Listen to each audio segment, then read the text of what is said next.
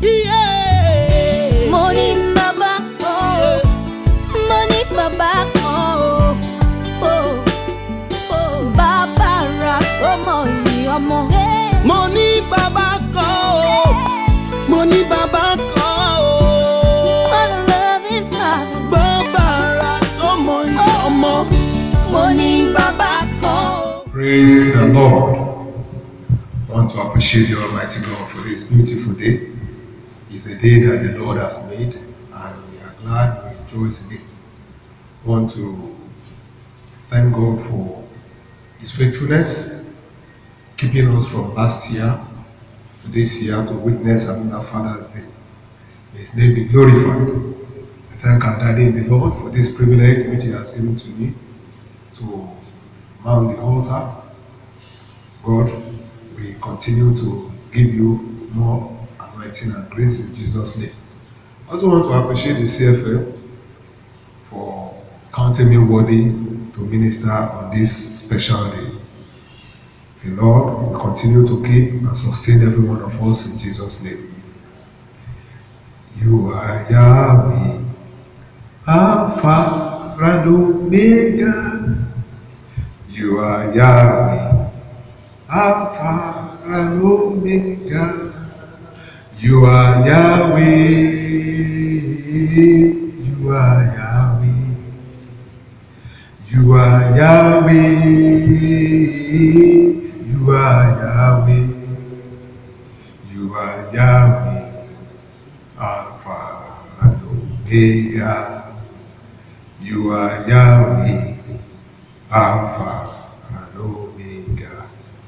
Our Heavenly Father, we want to appreciate you this beautiful morning.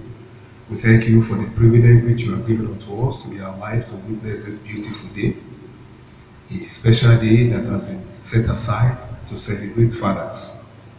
Father, we bless you in it. Lord, accept our thanks in Jesus' name. We thank you, Lord, for the lives of all our fathers. We bless you in it for what you have been doing for them, for your grace that's abounding upon their lives, which they have been using to perform their responsibilities as parents.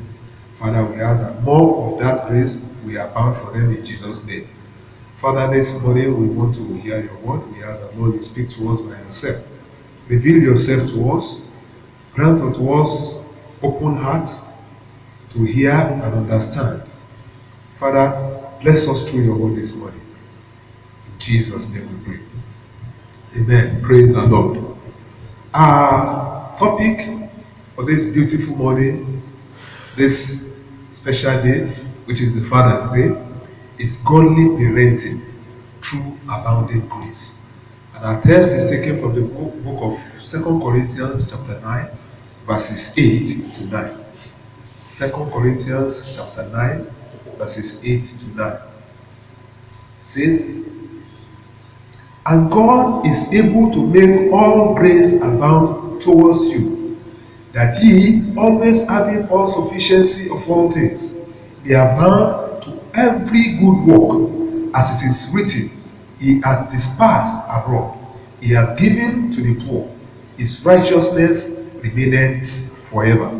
Praise the Lord. That is where we have our text from. And this morning is telling us that as parents, for us to be able to do our work as parents, parenting is a special responsibility. For us to be able to do it, we need the grace of God. What are we talking about? You see the same parent raising children, one will be good and one will be bad. It is the grace of God that is helping parents to do this work. I'll start off by taking the introduction. Who is a parent? We have men, we have women. It doesn't make them a parent, even though they have given birth. But we are looking at a parent. We want to look at some of the responsibilities of parents this morning and how we can do it God's way. It says, a parent is either the father or mother through whom an individual biologically come into the world. This they gave birth to that child. This is what we refer to as a parent. We also have another category of parents who are not related by blood, but they just take a child and they try to nurture that child and bring that child up in the way of the Lord, or train the child. We have maybe what we call spiritual fathers, as we have Apostle Paul to Timothy in the book of 1 Timothy chapter 1 verse 2. Apostle Paul referred to Timothy as his parent, as his son, dearest son. So also in 2 Timothy chapter 1 verse 2. That is one, they are not related by blood. We also have another who are related by blood. They are not direct parents. They could be uncles, aunts, or elderly relatives who will take their relatives' children as their own, maybe because they are dead or whatever, and they raise them up. We have the likes of Mordecai, who adopted Esther in the book of Esther and nurtured her to become a queen. We will still have another set. These are people who will officially adopt babies, maybe because they cannot have, or they just want to help to raise up children, to go to orphanage and take them as their own. Another set, which many of us may not know, is their teachers who operate as local parents. During the period when our children are with them in the school, they train them up. And these are the different categories of parents that we have. Now, when we talk about parenting, what is parenting? Parenting is a process of nurturing and training children from birth to adulthood. Training and nurturing, not just giving birth to a child and you give the child a goal to go and defend him for himself. You bring up that child, the child will grow under your watchful. You nurture the child to make sure the child becomes somebody. Godly parenting, therefore, is a process of nurturing and training children from birth to adulthood in the fear of the Lord. The book of Proverbs 22:6 says, "Train up a child the way he should go, and when he is grown up, he will not depart from it." Meaning, for us to be parents, godly parents, we need to train up our children from when they are little children. Because by the time they are grown up, it may be difficult to impact their lives. So parenting is a responsibility that cannot be abandoned for a while to pick up later. No, it's not so. It's not possible. And because of this, we need to take it with all the seriousness it deserves. I want to look at some factors that can help godly parenting in our society. In our present day society, one thing is certain: it is only a godly parent that can raise up godly children through the abounding grace of God. A godly and ungodly father cannot raise up godly children except through divine intervention. Possibly when that child in his going about come in contact with the children of God who minister to them. Now, when we are talking about godly parenting, what are the things or factors that can help us in doing it the way the Lord wants it in our society? One of the greatest challenges in the world today is that many parents in the world today have abandoned their responsibility to raise up their children. Many parents have lost focus. Their priorities is pursuit of wealth and position. Many parents left their children in the hands of housemaid and neighbors who do not have the fear of God. Many of us have forgotten that children are gifts from God. The book of Psalm 127 tells us that children are heritage from the Lord. And When God gives us children, we need to remember that we are going to give account for these children. How we raise them up and what we have done with them.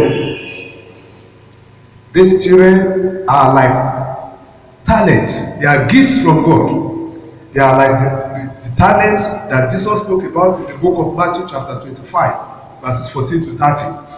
We will account for each one of them. God who gave them to us expects us to bring them up in His way so that these children will become somebody in life. How are you doing the work of a parent? Are you faithful to that assignment? God is looking for those He can trust. He said, who then is that faithful steward? Are you a faithful steward in the assignment of parenting? Do you just give back and abandon them? Or as father, you leave those children for their mothers to take care of? When you give back to a child and you are not performing as a father in the life of that child, you are just a man. If you give back as a woman and you are not performing as a mother, you are just a woman. Praise the Lord. And we have so many of that in the world today. Beloved, as parents, we need to wake up to our responsibilities. It is not just bringing them into the world. We have to take care of them for the Lord. Praise the Lord. We have to take care of them for the Lord. The world today is the way it is because families, the home from where these children came from, the home which is expected to be a child's first school, has failed in its responsibilities to raise godly, responsible children for the world. It is what we sow in the lives of our children that we are reaping today.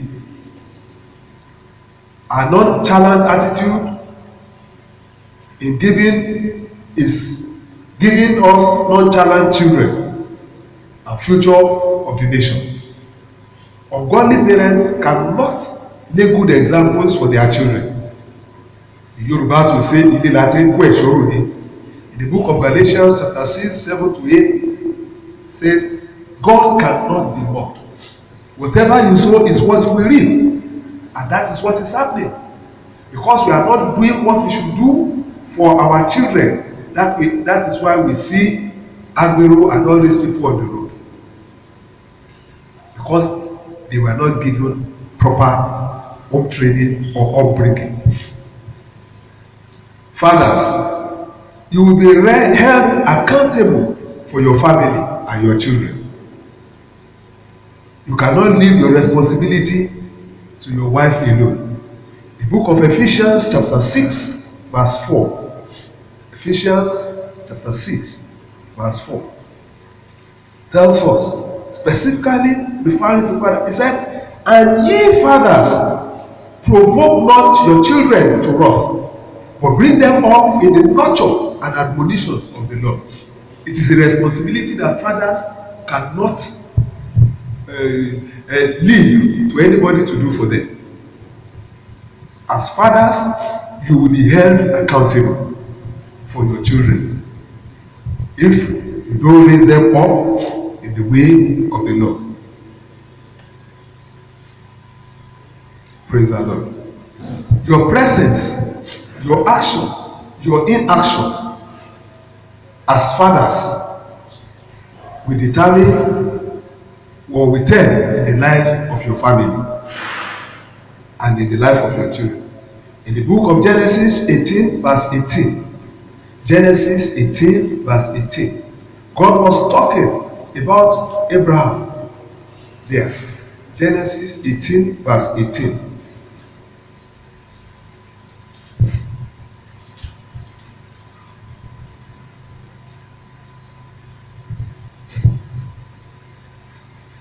Genesis chapter 18 verse 18, yeah? Okay.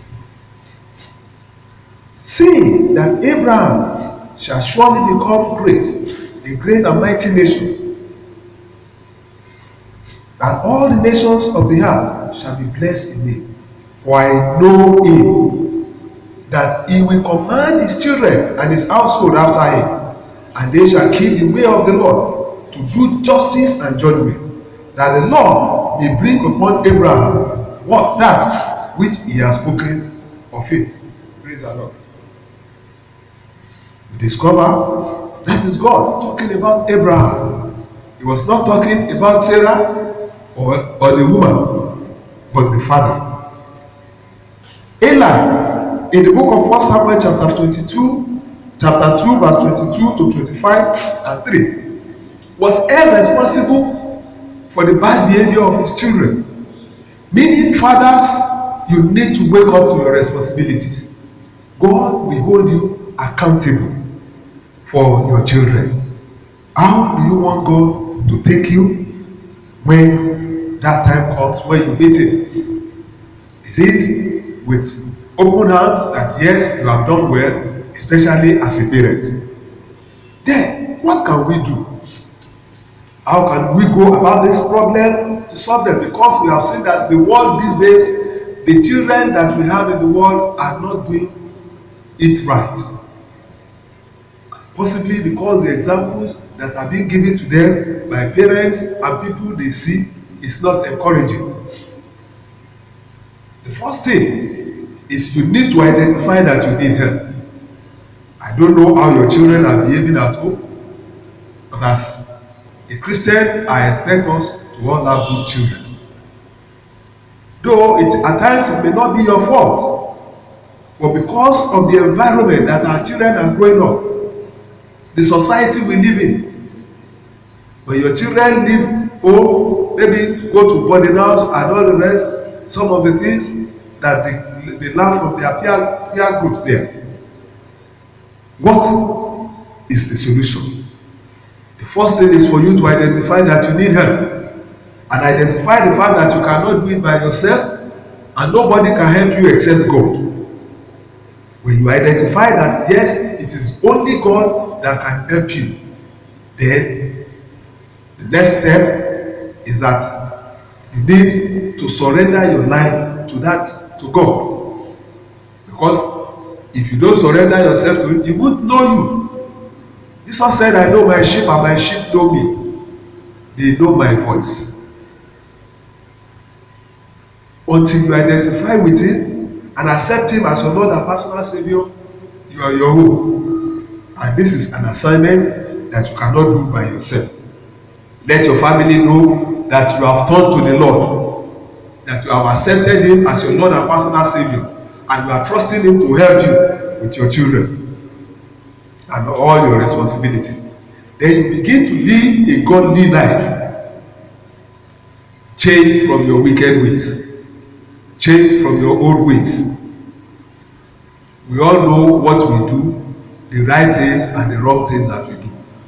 Consciously live a life that will please God and that will impact the life of your children. Then you give good example to your children. You should serve as a good role model for your children.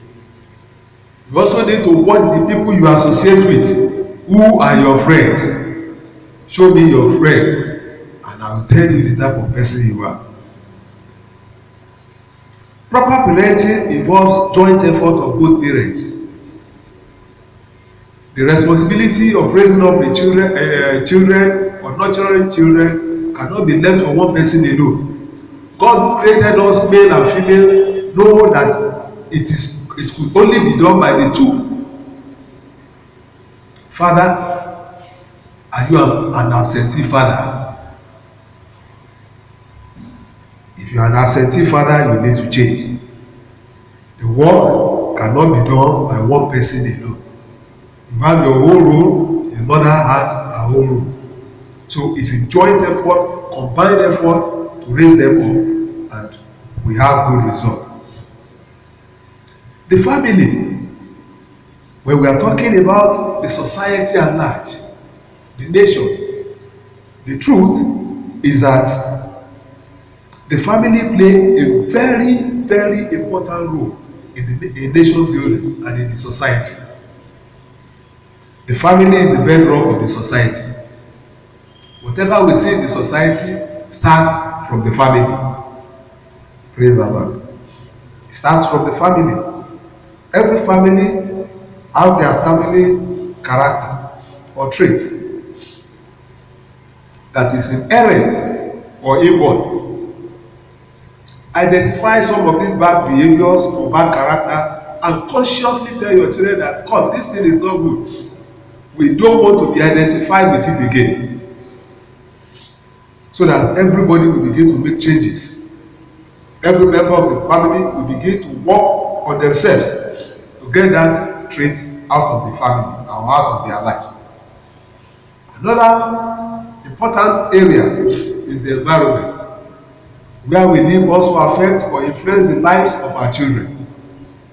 And you cannot compare a child that is growing up in an elitist environment to a child that is growing up in the rural area. They have different challenges. Praise the Lord. At the present time, it is more difficult to raise up a child than 20, 30 years ago, when there was no computer, no internet. But now, if you don't consciously stand and stay and watch your children, you will not know when they are doing some other things. Praise the Lord. So, it is very important for us as parents to be part of the life of our children, so that we get to know them very well. We make them our friends. They should be comfortable relating with us. That is when they'll be able to tell us everything that they are experiencing, and we'll be able to correct them the right way. Praise the Lord. I want to tell you, let's take the example of Joseph in the book of Genesis 39, verse 7 to 9. Joseph, though, left his father at a tender age. However, the training that he has received has impacted his life. When he got to the house of Potiphar, and Potiphar's wife was trying to play pranks with him, he said there, how then can I do this evil and sin against God? It's because of the training he has received from Jacob that adultery is not good. Praise the Lord. We need the environment he was in at that time was not the type of environment he was coming from. The environment, when we are talking about the environment, we have the schools that our children go to is part of the environment. Where we live is the environment, the school, their peer group, the church they attend. All this makes up the environment of a child. What are the acceptable norms in the society where we live? There are some places, unlike before, we say good name is better than anything. But now it's money that everybody is after. What orientation have you given to your children? So that they know stealing is not good, no matter how much the money is. We have responsibility to bring up these children in a way that wherever they go, when you train up a child the way you go, whenever he grow up and leave you to another place, he will not depart from the training you have given to him. Now what do we do? I want us to look at the book of Philippians chapter 4. The book of Philippians chapter 4. Book of Philippians chapter 4, verse number 8. It's a popular passage. It said, finally, brethren, whatsoever things are true, whatsoever things are honest, whatsoever things are just, whatsoever things are pure, whatsoever things are lovely, whatsoever things are of good report, if there be any virtue, and if there be any praise, think of these things. Praise the Lord. This should be our guiding principle. What are the things that we want to do? Whatsoever thing that is good, whatsoever thing that is lovely, whatsoever thing is of good report. These are the things that we should teach our children. We are to enshrine sense of patriotism through the establishment of accountable structure based on the fear of God, equity, and justice. If you don't train your children to know that they need to love their neighbor as themselves, they should not be bullies, they should not be selfish, they may not know that it is bad. It is selfishness that is causing some of the problems we are facing now. Praise the Lord. And we need to tell our children to love their neighbors. Secondly, we need to put in place God-fearing leaders who will be role model to our youth. Praise the Lord. The leaders that we have these days, they are not giving good examples. The commonwealth of the whole nation, somebody want to pocket it. This is not good enough. We need to tell our children that money is not everything. We also need to create a godly and morally healthy environment for children to grow in.